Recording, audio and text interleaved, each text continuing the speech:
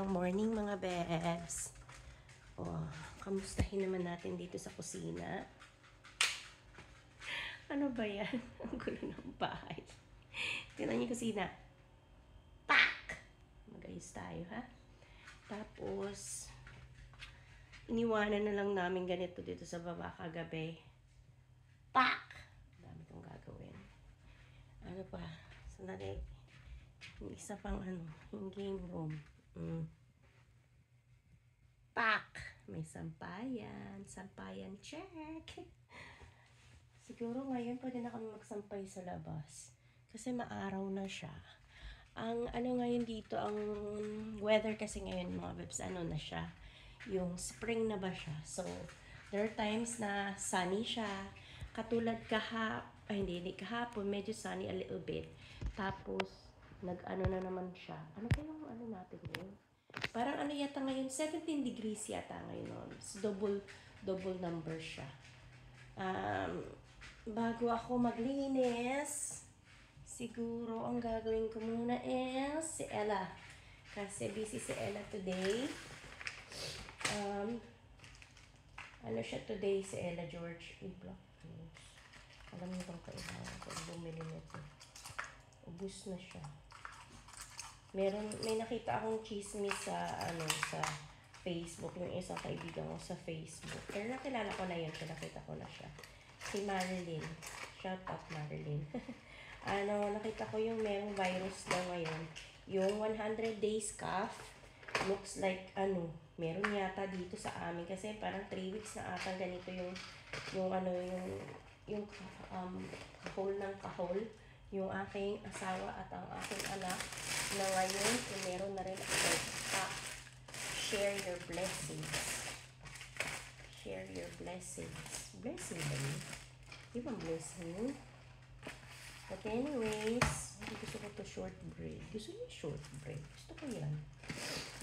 Mahilig ako sa mga biscuits. Buti na lang si Ella hindi. Hindi yan siya mahilig sa mga biscuit, mga bebs. Hindi siya ganun. Alam mo yun? Meron lang siyang certain type ng biscuit. Tagalog Tagalog tayo. Biscuit ba? Meron lang siyang certain na biscuit na kinakain. Yung Dodgers, yung para siyang yung Drew? Diyan sa atin, yung merong jam dun sa loob, yun ang gusto niya. So, saglit lang ha. Igagawa ko lang ng pancake si Ella. Sandali lang.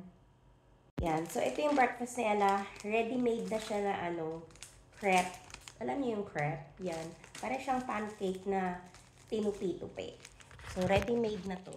Yan, uso yan dito. Favorite to ni Ella. So, 10 seconds lang siya. Nilalagay siya sa microwave for 10 seconds. Tapos, ayun na. Pwede na siya. Pack na siyang kainin. Diba? Saglit lang. 10 seconds. Tapos, bibigyan ko na lang siya ng milk. Sabi niya gusto niya kumain dun sa bedroom niya. Sabi ko kung sa bedroom, hindi ka pwede kumain ng may sabaw. Alam mo yun. Yung parang yung cereals. Kasi nga, syempre, mamaya matapon ba? Lagot tayo. Pag natapon. Tapos, bibigyan ko siya ng milk. Milk at saka itong pancake. Okay na yun. Breakfast niya na yun. Tapos maya-maya mga 12 o'clock sakto. Papakainin ko na kahit anong lunch. Siguro baka medyo heavy na lunch kasi busy si Ella ngayon. May siya ngayon, may rehearsal siya sa Synergy. Pure Imagination. Yun yung title ng kanilang theater show. Yung kanilang show. So, dadali natin ito dun sa taas. Kay Ella. Tingnan natin sa taas. Hindi ko alam kung anong ganap today, pero si asawa busy dun sa kanyang motor. Kasi binalik na yung motor niya. Yung big bike niya. Binalik na kagabi. Yung nagpa-service kasi yan siya. There you go. You have milk. Ayan. Say good morning.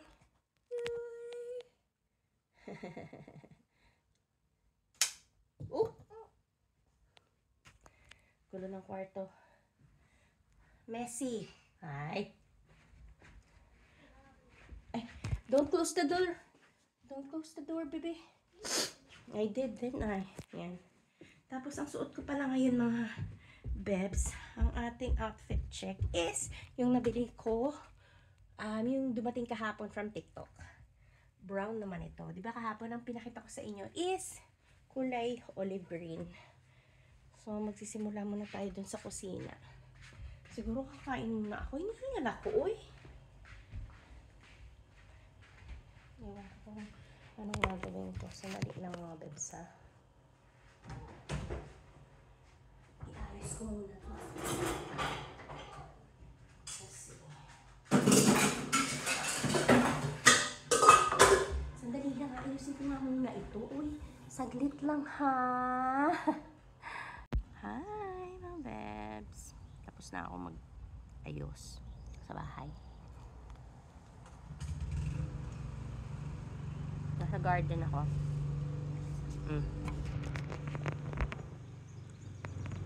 Garden ako. Kain ako ng breakfast.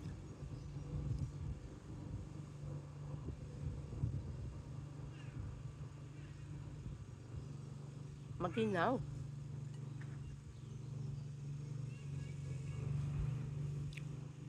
Yung hangin maginaw. Saglit ha, papalitan ko to. Giniginaw ako. Kaya nagpalit ako. Nagpalit ako mga bros. Kasi medyo maginaw yung ano ng hangin.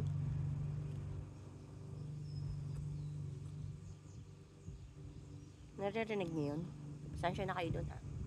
Ano eh. May may nagmo-mow ng ano nila. Ng grass nila. Kaya medyo maingay.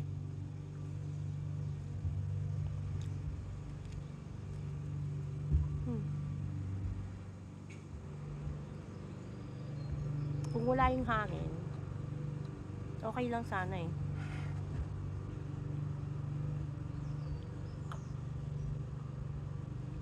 Kape tayo. Coffee is life, mga bebs. Nga pala. Topic natin for today. Makikimarites tayo.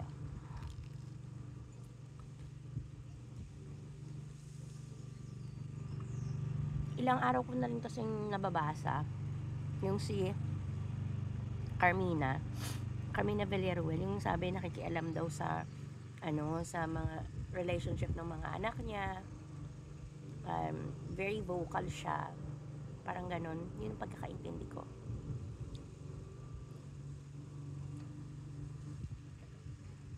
Tapos may mga netizen na mga nagsasabi na pakialamera daw siya, hindi daw siya, nakikita na raw nila kung paano siya maging in-law, hindi daw siya magandang in-laws, ganyan.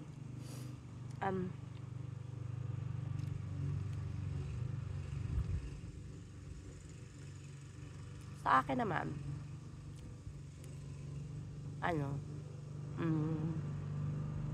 yung iba sabi, okay lang daw yun kasi parent naman talaga siya, diba? Siyempre, makikialam siya. Sa akin naman, yung sa sa point of view ko naman sa akin mga bebs, yung mga anak ko na syempre yung mga boys ko nagkaroon sila ng mga relationships na, diba? Like yung youngest ko, nung nag-decide siya na makipaghiwalay doon sa girlfriend niya kasi nandito nga siya sa UK, tapos yung girlfriend niya nasa Pilipinas. Ang reason niya kung bakit siya nakipaghiwalay is unfair daw doon sa babae. Kasi nga, nandito siya. Tapos, hindi niya alam kung kailan siya uuwi. Ganyan. And he's still too young to have like a LDR, diba? Yung long distance relationship. Tapos, yung iba, nagalit sa kanya, nagtampo sa kanya.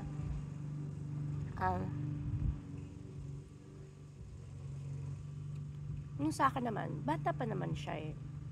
That time he was only, he's 18 that time. 18 pa rin siya ngayon. So, recently lang yun.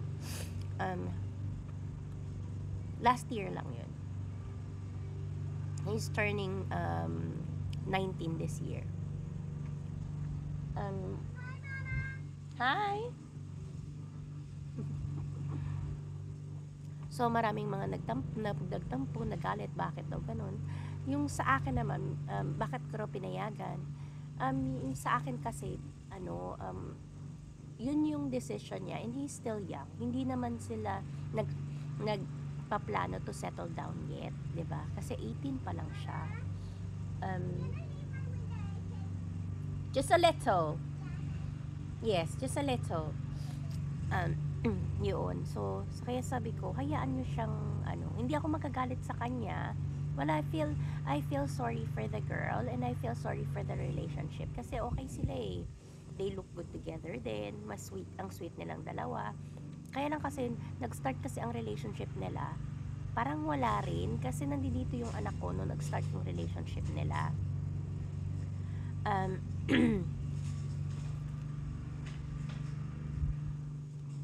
nung nag-start yung relationship nila, paalis na rin yung anak ko.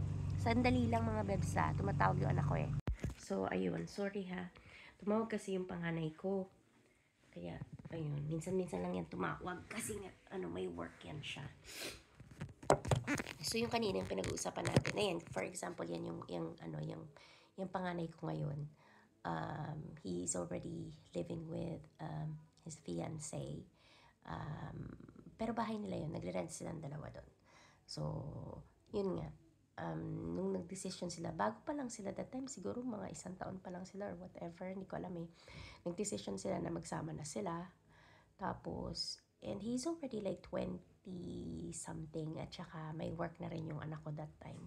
May work din yung yung fiancé niya. So, kumbaga sa settle naman silang dalawa. Nagkakaroon din yan ng problema from time to time. Syempre, hindi naman yun mawawala sa relationship. Lalo, that time is bago lang silang dalawa, doon pa lang nila natutuklasan yung mga ugali nila. Alam mo yun? Kasi pag hindi mo kasama sa bahay, hindi mo alam yung ugali. So, yun, yung mga ganyan, minsan, nagtatawag sa akin or nagme-message sa akin yung fiancé ng anak ko na yun nga na nag-aaway daw sila, ganyan. Pero hindi ako yung kasi yung hindi ko sila pakikialaman kasi nakikinig lang ako sa kanya. Sabi ko, talagang dumadaan nga sa ganyan yung relationship. Alam mo yun, kasi magkasama na sila sa bahay eh. Nandiyan sinasabi niya na pauuwiin niya na namin kasi yung anak ko yung pumunta dun sa kanila. Pero yung bahay nila, nagre-rent silang dalawa. Sila lang yun nandun, tsaka yung anak. Yun lang. Wala silang ibang kasama. Pero kasama, Motikotes, yung bahay nung nanay ng fiancé ng anak ko, next door lang sila. Bahay yun ng parents niya. Ayun nga, nung mawalay na si kuya, ngayon, pagka nagkakaproblema sila, kaya ko lang sila malalaman na nagkakaproblema sila or nag-aaway sila dahil dun sa fiancé ng anak ko, yung sa babae. Ayun, nagsusumbong-sumbong na ganito, ganyan, pauwiin ko na, ganyan. Pero hindi ako nagsasabi, sige, pauwiin mo na, ganyan. Or kasi ganito, kasi ganyan. So, wala akong sinasabi na ganun sa kanila. So, nakikinig lang ako sa kanya. Tapos, never, ever, ever na yung anak ko nag-complain about her, o never din siya nag-complain, nagsabi sa akin ng problema nila na nag-aaway sila. Wala, yung anak ko, wala. Siguro ang gusto niya kasi, isettle nilang dalawa. And then, basta ang sinasabi ko lang din sa anak ko, pag alam ko na meron silang intindihin mo, sabi kong ganun, sabi ko, ganyan talaga pag nag-asawa na, ganyan. Alam mo, may mga circumstances na ganyan eh. Ang problema kasi, pag may nakialam na, dun pa yan lalaki. Alam mo yun. Syempre, yung nanay, kinakampihan yung anak. Pero ako, wala akong kinampihan sa kanilang dalawa. Nakinig ako dun sa isa. Yung anak ko naman kasi, sabi ko nga sa inyo, hindi siya nagsasabi sa akin. Kasi nga, kaya, siguro ang niya sa sarili niya is, kasi tahimik yung anak ko. Kinikim-kim lahat ng anak ko yung niya eh. Kumbaga, kung masama ang loob niya or ganito ganyan, kinikim-kim niya sa hindi siya yung very vocal. Hindi ganun si kuya. Tapos alam din naman niya siguro din na maaayos din nila yun. Ganun talaga, 'di ba? So, never ako nakialam sa kanila. Never ko sinabi sa anak ko na, sige, umuwi ka na lang. Ba't ginaganyan ka? Ganyan, ganyan. Hindi ako ganun. Hindi ganun. Kasi, matanda naman na rin silang dalawa. O, nasa 20 plus na sila. And then, sabi ko nga, getting to know yung stage nilang dalawa eh. Kasi bago pa lang sila eh, di ba? Tapos, last year lang, nag-propose na yung anak ko sa kanya. Tapos sabi niya, alam niyo mama, hindi na kami masyadong nag-aaway ngayon. Very, very rarely na nagtatampuhan sila. Siguro kasi ngayon yung fiancé ng anak ko, secure na siya. Alam mo yun? Kasi nga alam niya na may promise na sa kanya, kumbaga. Yun. So, yung maganda naman. Tingnan mo sila ngayon, okay silang dalawa, 'di ba? Kahit dun sa side ng fiancé niya, hindi rin nakikialam yung nanay. Never nakialam yung nanay. Pagka yung umuwi nga daw siya doon kasi nag-away sila, uwi siya doon kasi nga, di ba, next door neighbor lang. Pinapabalik siya ng nanay niya na ayusin yung problema nila, yung pag-aaway nila. So, nakikinig naman silang dalawa eh. Okay naman silang dalawa. Basta hindi, both sides, hindi nakikialam. Ayusin nila kasi sila naman ang nagdesisyon, di ba, na magsama silang dalawa. Yun. Tapos, yun nga, yung bunso ko na sinasabi ko sa inyo, nag-decide siya na tapusin na yung relationship nila kasi unfair nga rin daw dun sa babae. First of all, kasi hindi nila alam kung kailan sila ulit magkikita. Tapos, yung anak ko is, he's only 18. He's still discovering things about himself, and then he's still enjoying life. Alam mo yun, kasi sabi ko nga sa kanya, bata ka pa naman, lalo ngayon, sabi ko, gawin mo lahat ng gusto mo munang gawin bago ka mag-settle, ganyan. Kung may makikilala ka, mga ganyan-ganyan ba. So, huwag ka magmadali. So hindi ko sila pinakailaman. Sinabihan ko rin yung mga tao na nagtatampo sa kanya, yung mga ganyan na, hayaan nyo silang magkamali. Kasi nagkaroon din kayo ng mga past relationships na hindi rin maganda yung ending. Sa kanila naman kasi, hindi naman, hindi sila nag-away, ganyan, walang nakaisip na lang yung anak ko na unfair para doon sa babae. Alam mo yun? Kasi baka mamaya may makilala siya, hinuhold niya yung feelings na ganyan. Kasi nga, yun nga, tsaka hindi pa naman sila on marrying stage na yung aayusin na nila magpapakasal tayo. Hindi naman ganun eh. So yun, hindi ko rin yung pinakialaman. Sinabihan ko rin yung nga yung mga tao na wag ganun. Kasi kayo din, lahat kayo nagkaroon kayo ng past relationship. Bata pa yan siya. So, hayaan nyo siyang dumami yung experiences niya. Siya yung nagdi-decision. Katawan niya yan, puso niya yan, diba? Tapos yung pangalawa ko naman, doon ako nakialam. Bakit ako nakialam? Kasi umiiyak na yung anak ko. Nasasaktan na, mentally draining for him. Mentally draining. Dito na kayo siguro dapat na makialam. Hindi naman makialam. Yung yung magbigay na kayo ng advice na, alam mo yun na, kasi nga umiiyak na siya.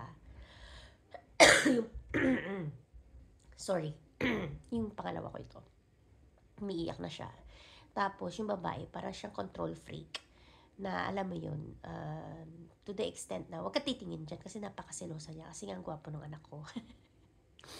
Selosang bongga-bongga yung babae. Pero pag magkasama sila, pag hindi sila magkasama, sabihin niya, kaibigan niya lang. So, alam mo yung parang dinedenay niya yung anak ko.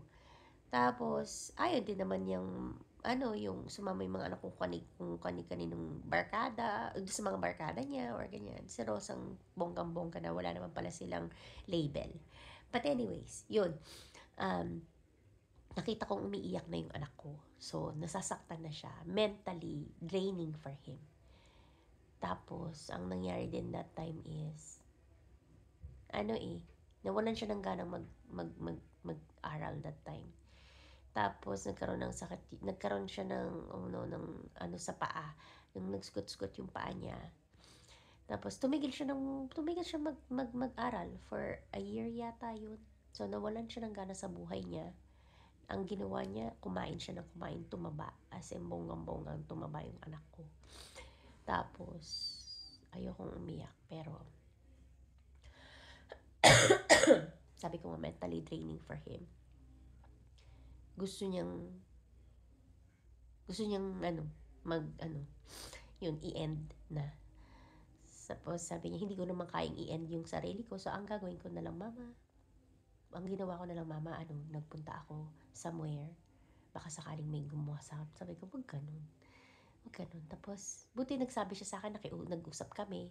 Diba sabi ko nga sa inyo, mentally draining. Doon na ako nakialam. Sabi ko sa kanya, let go. Sabi ko sa kanya, hayaan mo siya. Hindi siya yung tamang babae for you. Ginagano ko talaga siya. Hindi ko nakikitang mahal ka niya. Sabi ko gano'n. Kung mahal ka niya, siya, paglalaban ka niya, ganyan-ganyan. At saka, tatakitan niya sa lahat ng tao na mahal ko yung tao na to. Kaso hindi eh. Sabi ko, tinatago niya. Tapos, sabi ko sa kanya, tingnan mo ginawa mo sa sarili mo. Kumain ka lang ng kumain, ganyan-ganyan. Tapos, buti nakinig. Sinabi ko sa kanya, magbalik ka ng school. Sabi ko sa kanya, akong bahala. Sabi ko gano'n. Sabi niya, nahiya na ako sa'yo kasi nasayang ganito, ganyan. Sabi ko, no, don't worry. You're still young. Sabi ko, kakayanin ko. Kahit hindi kaya, kakayanin ni mama. So yun, bumalik siya ng school. Tapos sabi ko sa kanya, mag-gym ka. Sabi ko sa kanya, para ibalik mo yung mo, alindog mo. Nakinig naman yung anak ko. Ngayon, siya, crazy about, his health at saka yung fitness niya. So that's good. Tapos nakatapos siya ng dalawa o tatlong siya ng niya ng testa. Kasi gusto niya mag-abroad. Gusto niyang magseaman. So yun, ngayon nandun siya sa level ng pasa sa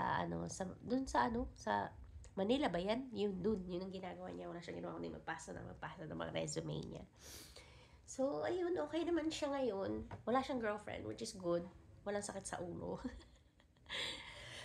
Sabi ko kasi sa kanya, sorry. Ayusin mo muna yung sarili mo. Pag naayos mo na yung sarili mo, yun. Pag may nakilala ka, fine. Kasi ikaw okay ka na sa sarili mo. Kasi kung hindi ka okay tapos mag-girlfriend ka, problemahin mo pa yung girlfriend mo sa'yo, diba? Nandamay ka pa. So, ayun, okay naman. So, yun nga yung sinasabi ko. Meron sigurong extent na makikialam ka kasi nga nasasaktan na mentally draining na doon sa anak ko, sa anak nyo, katulad nung sa pangalawa ko. Tapos physically, 'di ba? Kumari sinasaktan yung mga anak nyo, either babae or lalaki, dahil ang lalaki pwede rin masaktan, 'di ba? Tapos draining na rin, pero hindi pa rin sila umaalis dun sa relationship na yon. Siguro dun na yung time na dapat kang makialam. Hindi naman pakikialam na yung lang, yung bibigyan nyo sila ng senaryo. Alam nyo na hindi pwedeng laging ganyan. Siguro magbibigay ka ng isa, dalawa, siguro let's just say hanggang 3 na na trial na yung sige, pagbibigyan ko. Pero pagkatapos ng tama na, tapos na. Kasi hindi lang naman yan yung tao sa mundo. Marami pa dyan. At saka meron talagang para sa'yo na mamahalin ka, yung mga ganyan. 'Di ba? So, yung kay Carmina, mag-boyfriend, girlfriend pa lang naman. Siguro baka mentally draining din sa anak niya. 'Di ba? Huwag natin, may kanya-kanya yan eh. Pero sana, pagka yun nga, yung kunwari, magkasama na yung meron ng ka-live-in or kasal na, huwag naman kayo makialam. Problema na nila yun. Yun na nga, sabi ko nga sa inyo, pwera na lang kung sinasaktan yung anak ninyo. Or, ayun nga, yung mentally draining na nakakapag-isip na hindi maganda para lang makatakas dun sa relasyon na yun. Okay, mga best? Diba?